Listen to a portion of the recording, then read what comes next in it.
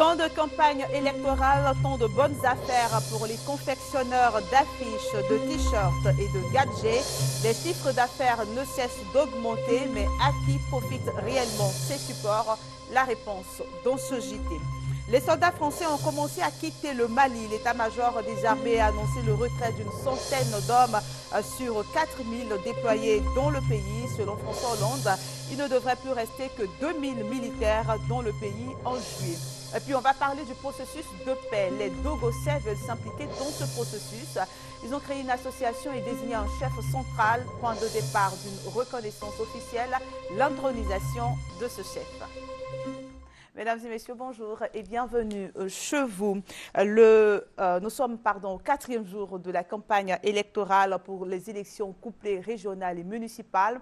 Ce temps de campagne est un temps de bonnes affaires pour certains, notamment ceux qui confectionnent les affiches, les t-shirts que les candidats distribuent aux électeurs. Les chiffres d'affaires sont passés du simple au double. On en parle avec Victorine Yaouyoboué.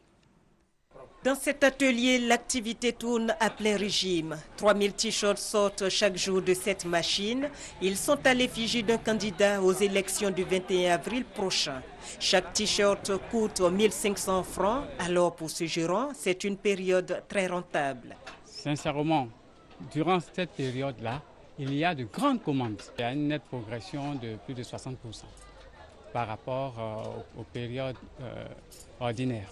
Les fabricants de t-shirts ne sont pas les seuls à bénéficier de la campagne électorale. Il y a aussi les loueurs de bâches, de chaises et d'appareils de sonorisation pour les meetings, sans oublier bien sûr les imprimeurs d'affiches. Mais ces supports de communication profitent-ils à ceux qui les commandent, à savoir les candidats? Vous pouvez avoir tous les moyens qu'il faut pour une campagne, mais tant que votre communication de proximité ne réussit pas, vous n'allez pas être élu. Une communication de proximité, une communication qui valorise, n'est-ce pas, votre personnalité en tant que produit, c'est cette communication-là qui va porter plus qu'une communication qui se fait sur la base de moyens financiers.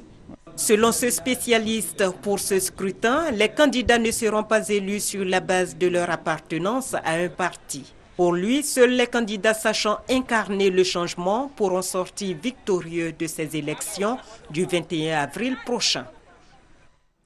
Le PIT a 23 ans, né le 8 avril 1990 à la faveur du multipartisme et fondé sur des valeurs fondamentales comme la justice, la démocratie, la moralisation ou encore la solidarité. Le PIT a placé la célébration de son 23e anniversaire sous le sceau de la solidarité à travers des dons dans des maternités de plusieurs communes d'Abidjan. On en parle avec Léon Bro. 23e anniversaire du Parti ivoirien des travailleurs PIT, placé sous le signe de la solidarité et du partage. 3 formations sanitaires du district d'Abidjan reçoivent la direction du parti. Aux nourrices et personnels des services de maternité sont remis des kits d'accouchement, des blouses et des accessoires pour nouveau-nés d'une valeur globale de 2 millions de francs CFA. Il y a eu beaucoup trop de morts dans ce pays depuis les événements passés. Il faut dorénavant donner un sens à la vie et au respect de la vie humaine. Et surtout venir vers ceux et celles qui nous permettent de réparer les dégâts que nous avons commis, notamment les mères qui donnent la vie. Après ce don dans le cadre de la fête anniversaire du PIT, le président du parti annonce d'autres actions, notamment la célébration de la fête du travail.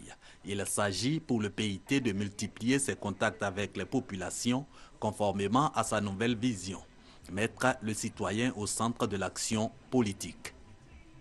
Avant de continuer en images, ce télégramme adressé à son Excellence Monsieur Goodluck Jonathan, président de la République fédérale du Nigeria.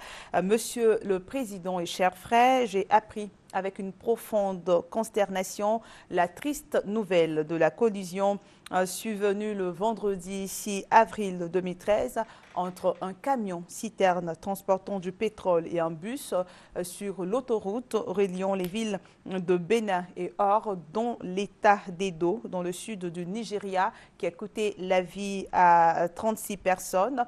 En cette circonstance particulièrement douloureuse, je tiens à vous exprimer au nom du gouvernement et du peuple ivoirien, ainsi qu'en mon nom en personnel, ma profonde compassion, tout en vous renouvelant mes sentiments de solidarité. Je voudrais vous prier, Monsieur le Président et chers frères, de bien vouloir transmettre aux familles éplorées et au peuple nigérian, frères, mes condoléances les plus attristées ainsi que l'expression de ma profonde sympathie, très haute et fraternelle considération, signé Alassane Ouattara, président de la République de Côte d'Ivoire. Depuis hier, les établissements primaires et secondaires connaissent des perturbations suite au mot d'ordre de grève lancé par l'intersyndicale du secteur éducation-formation. Des enseignants ont été arrêtés hier, premier jour de grève à Yopougon et à Cocody. Ils sont accusés de faire ombrage au déroulement des cours. Les revendications des enseignants se résument en 4 points. Le paiement total des 25% restants du reclassement et de la bonification indiciaire avant les examens de fin d'année, le paiement des arriérés à partir de la rentrée scolaire 2013-2014, le reversement des précomptes déjà effectués et la levée de la suspension des précomptes au profit des syndicats, et puis le reversement des retenues effectuées sur les salaires. On va s'intéresser maintenant à la mission de prospection économique qu'effectuent en ce moment des hommes d'affaires néerlandais en Côte d'Ivoire. Cette mission a pour objectif d'inciter les entreprises néerlandaises à s'installer ici. Le reportage de Grace Kondo dans un commentaire d'Honorine Anigori. Le Netherlands African Business est une fondation du secteur privé. Il regroupe un peu plus de 260 hommes d'affaires néerlandais à la recherche d'opportunités d'affaires en Afrique, d'où cette mission de prospection économique en Côte d'Ivoire. Un pays comme la Côte d'Ivoire, riche sur tous les plans, nous pensons que le savoir-faire hollandais peut contribuer au développement économique de la Côte d'Ivoire, étant donné que le président actuel, son Excellence Alassane Ouattara, a pour priorité, le développement des infrastructures. Aujourd'hui, il y a la population qui s'accroît, donc les besoins sont immenses et plus les infrastructures sont améliorées, mieux les conditions de vie le deviendront aussi. Une visite qui devrait permettre d'étudier les opportunités d'investissement dans divers domaines de coopération bilatérale des entreprises. Nous avons un plan d'eau assez intéressant qui peut permettre du transport fluvial, de marchandises, de personnes. Ils ont une expérience très forte dans ce domaine d'aménagement. Donc voilà autant, je dis, d'opportunités qui s'offrent aujourd'hui avec les Néerlandais qui peut permettre de pouvoir continuer à appuyer ce plan national de développement. Le secteur privé ivoirien a salué l'initiative de cette délégation d'hommes d'affaires néerlandaises à prendre une part active dans le processus devant conduire à faire de la Côte d'Ivoire un pays inscrit dans le peloton des nations émergentes à l'horizon 2020. Et toujours en économie, cette rencontre des acteurs des bourses africaines à Accra, la capitale ghanéenne, ils ont parlé de la stratégie de développement de leur secteur d'activité et des préparatifs de la prochaine conférence annuelle prévue ici même à Abidjan. Des précisions de notre envoyé spécial à Accra, Alidia Rassouba. Une première dans l'histoire de l'association des bourses africaines ASEA. La Côte d'Ivoire sera le premier pays francophone à abriter la rencontre annuelle de la structure en décembre prochain.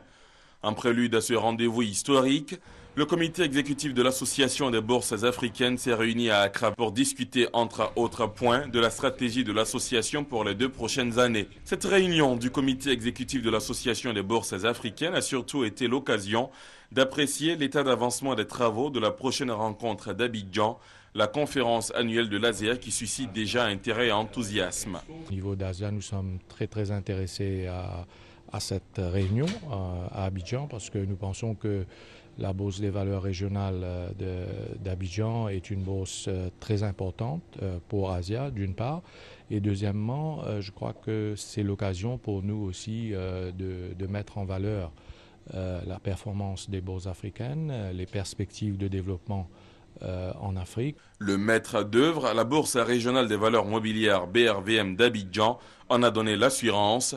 Tout est mis en œuvre pour que la conférence se tienne dans les conditions optimales, surtout que le pays en sortirait gagnant. Pour la Côte d'Ivoire, à notre avis, c'est extrêmement important de rassembler à Abidjan toutes les bourses africaines, les fonds d'investissement, les régulateurs de marché, les banques centrales, les banques de développement, les fonds de private equity. C'est vraiment un événement majeur. Plusieurs questions seront au cœur de la conférence de l'ASEA.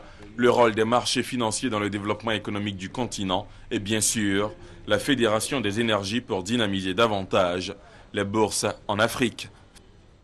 Vous le savez, 235 soldats ivoiriens iront au Mali dans le cadre de la mission internationale de soutien au Mali. Ils ont donc été formés par la force Likon dans le département de Toumoudi. La contribution de la Côte d'Ivoire, il faut le préciser, se situe au niveau de la bataille logistique. Hamza Diaby nous en dit plus. Ce convoi de ravitaillement dans sa progression vient d'être touché par un IOD, un engin explosif. Il est par la même occasion pris à partie dans une embuscade.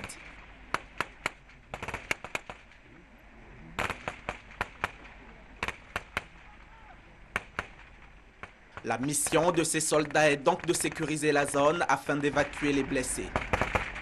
L'escorte détruit l'ennemi et marque ainsi sa zone. L'hélicoptère peut alors se poser et procéder à l'évacuation sanitaire. Nous sommes au camp d'entraînement lieutenant-colonel Saboré de l'Omo Nord, à 200 km au nord d'Abidjan.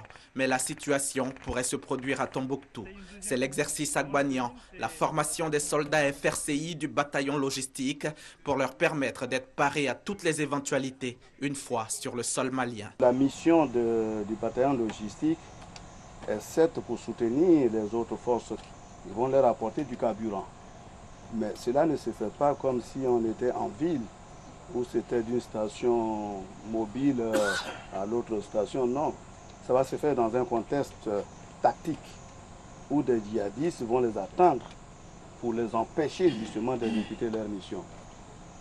Ils doivent exécuter cette mission coûte que coûte.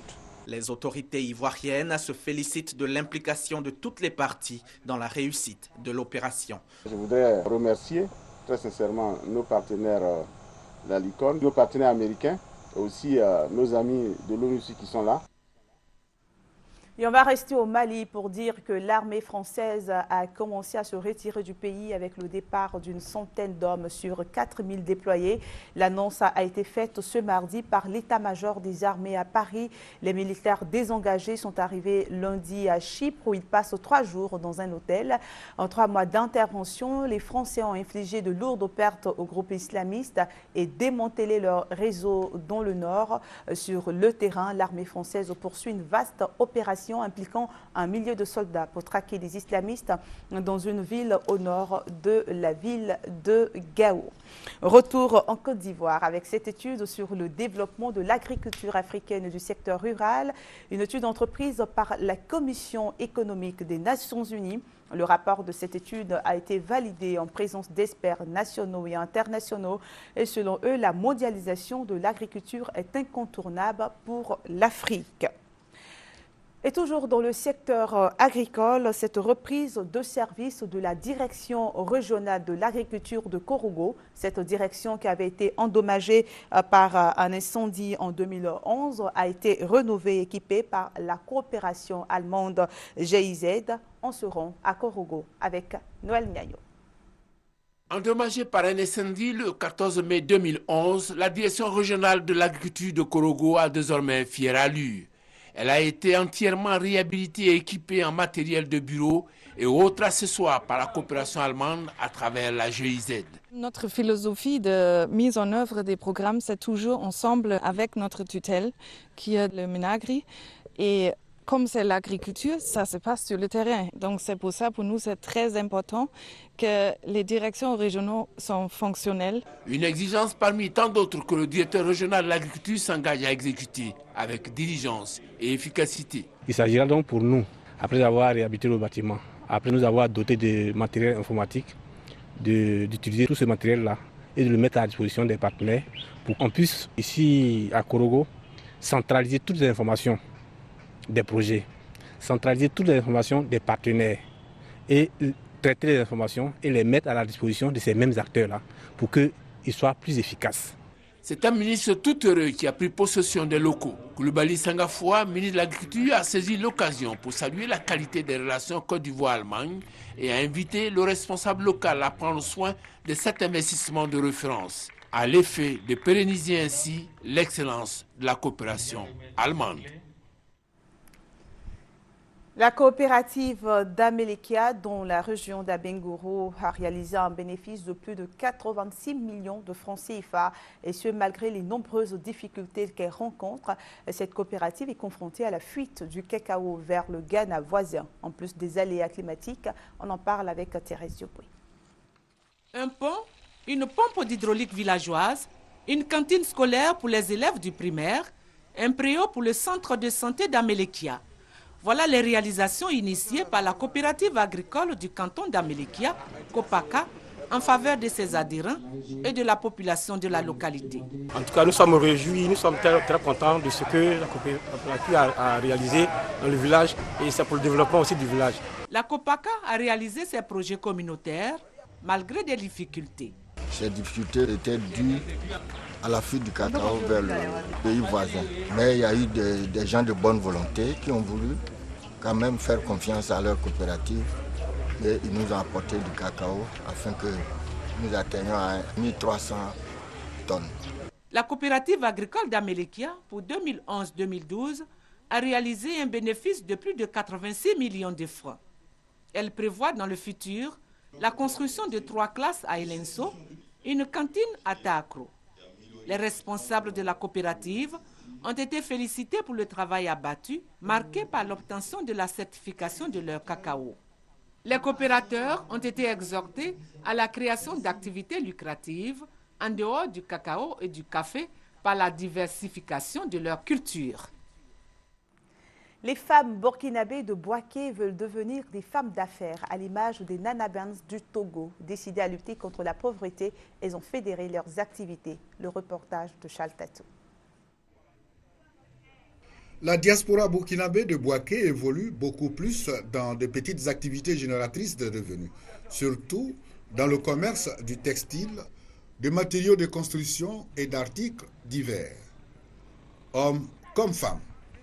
À travers ces activités, elles participent à l'économie aussi bien de la Côte d'Ivoire que de leur pays, le Burkina Faso.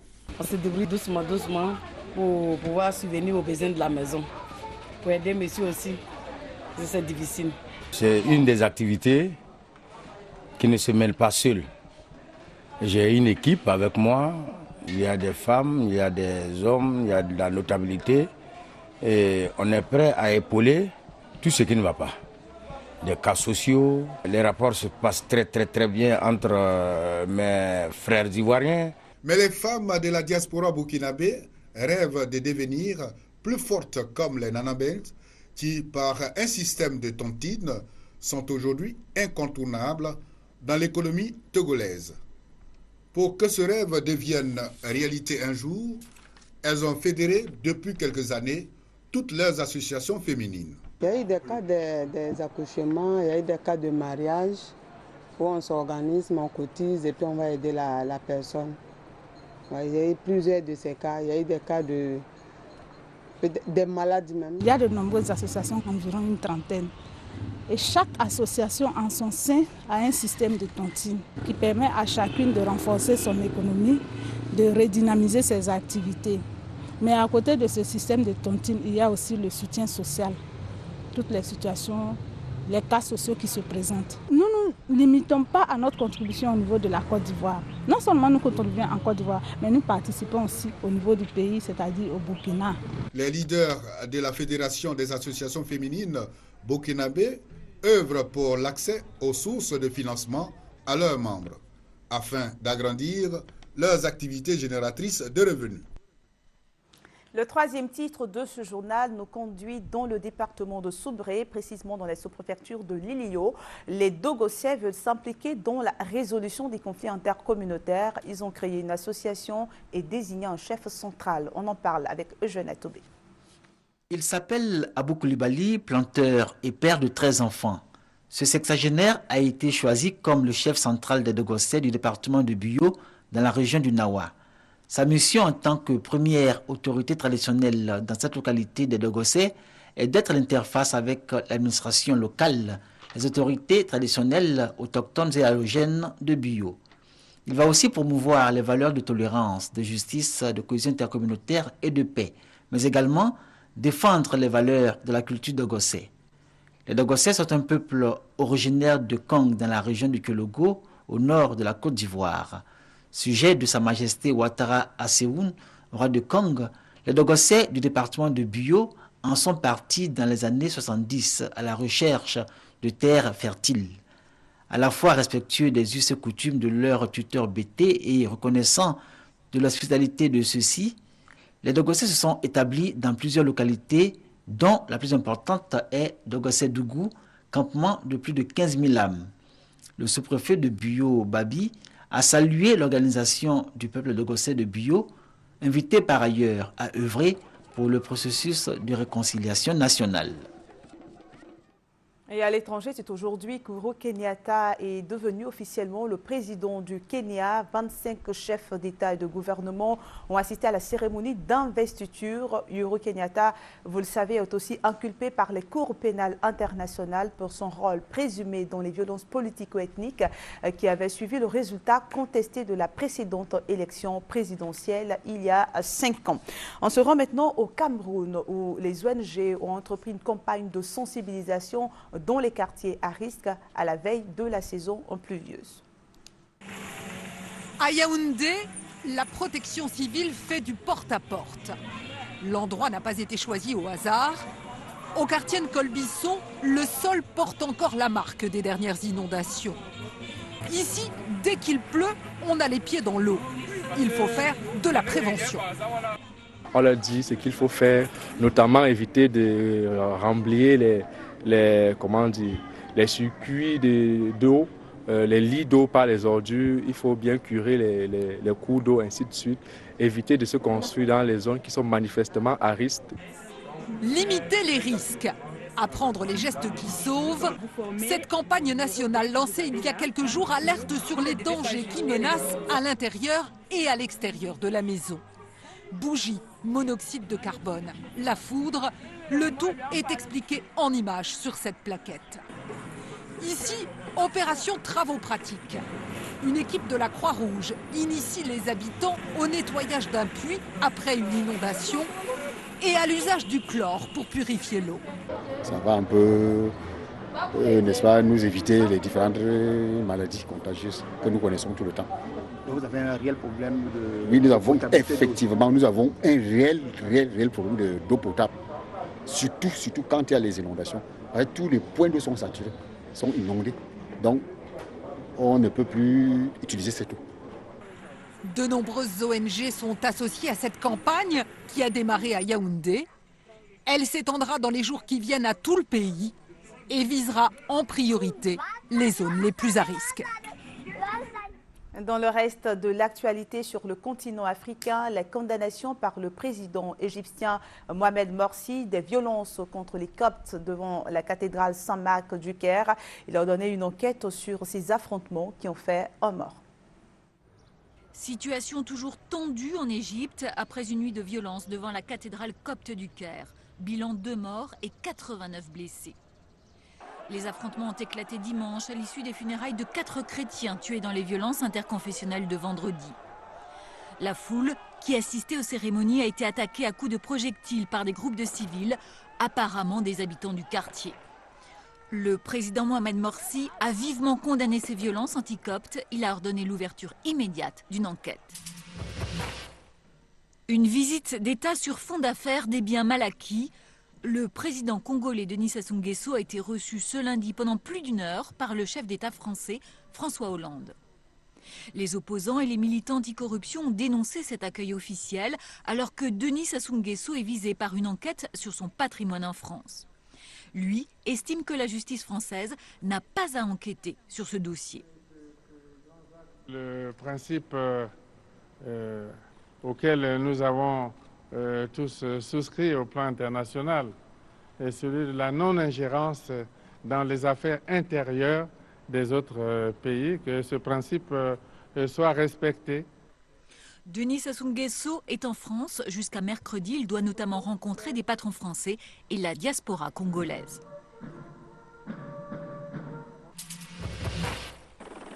C'est la plus célèbre course à pied au Sahara. Coup d'envoi dimanche du 28e marathon des Sables.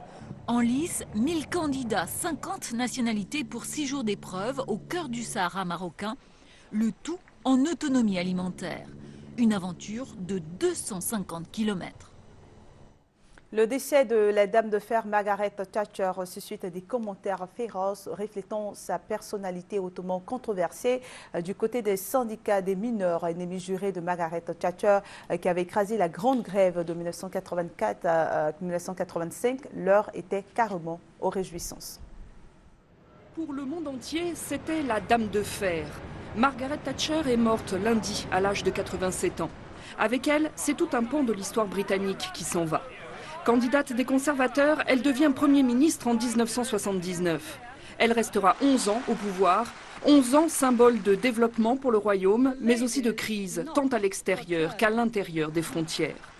À l'extérieur, ce sont bien sûr les Malouines.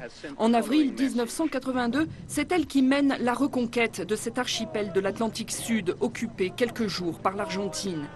Elle encore qui s'oppose avec fermeté à la devise européenne défendue par le français Jacques Delors. Une fermeté qu'elle assume sans complexe. Margaret Thatcher est l'un des grands acteurs politiques des années 80, avec son ami Ronald Reagan, ou encore Mikhaïl Gorbatchev et François Mitterrand. Sa politique intérieure lui vaut des haines tenaces. En 1984, elle échappe de justesse à un attentat dans un hôtel de Brighton. Derrière la bombe, les indépendantistes irlandais de l'IRA. 3 ans auparavant, la dame de fer a laissé mourir 10 des leurs en prison d'une grève de la faim. Parmi ses autres ennemis, les syndicalistes, une cible pour Maggie, convaincue que la croissance passe par de grandes privatisations. Après un an de grève, les mineurs jetteront l'éponge. L'économie est assainie, on parle de miracle thatchérien, mais beaucoup restent sur le bas-côté. En 1990, c'est la poll tax, un nouvel impôt, qui précipite la chute de la dame de fer. Thank you very much. Goodbye. Margaret Thatcher préfère se retirer d'elle-même. Il y a 3 ans, elle était revenue au 10 Downing Street, invitée par le Premier ministre David Cameron. Une de ses rares sorties, plusieurs attaques cérébrales l'ayant contrainte à un repos forcé, bien éloigné de son caractère combatif. On va faire un tour de l'actualité dans le monde. On commence par la Corée du Nord. En organisant le 12 février un 3e essai nucléaire, la Corée du Nord a déclenché une nouvelle crise internationale. La tension toujours aussi élevée entre les deux Corées. Séoul dit craindre un 4e essai nucléaire de Pyongyang. Et à Kaesong, l'activité reste quasi inexistante. Pyongyang vient d'annoncer le prochain retrait des 53 000 Nord-Coréens qui travaillent sur ce site industriel. Situé à 10 km de la frontière côté nord-coréen, Kaesong est toujours resté ouvert au cours des précédentes crises. Le président afghan condamne avec fermeté la mort de 11 enfants dans un bombardement de l'OTAN dans l'est du pays samedi. L'OTAN avait reconnu des blessés dans la population mais pas des morts. Le bombardement s'est produit alors que des combats intenses opposaient les troupes américaines et afghanes à des insurgés talibans. Aucun signe de transmission de la grippe aviaire de l'homme à l'homme en Chine. C'est l'OMS qui l'affirme. La Chine dénombre 21 cas d'infection, 6 personnes sont mortes. Il s'agit d'une souche H7N9, toujours transmise par des oiseaux. La grippe aviaire la plus commune, la H5N1, a fait 360 morts ces 10 dernières années. Les scientifiques craignent une mutation avec une transmission de l'homme à l'homme qui pourrait déclencher une pandémie. Angela Merkel enjoint Vladimir Poutine de laisser les ONG tranquilles. La chancelière allemande a profité d'un discours sur le salon industriel de Hanovre pour demander au président russe de laisser une chance aux organisations non gouvernementales, moteurs de l'innovation. Une allusion directe aux enquêtes menées en Russie contre plusieurs ONG, dont certaines allemandes. C'est la 2e fois qu'Angela Merkel égratigne ainsi Vladimir Poutine sur le manque de liberté dans son pays. Et c'est la fin de ce JT. Merci de l'avoir suivi. Prenez soin de vous et ne cessez jamais de croire que demain sera meilleur, quelles que soient les épreuves de la vie. À bientôt.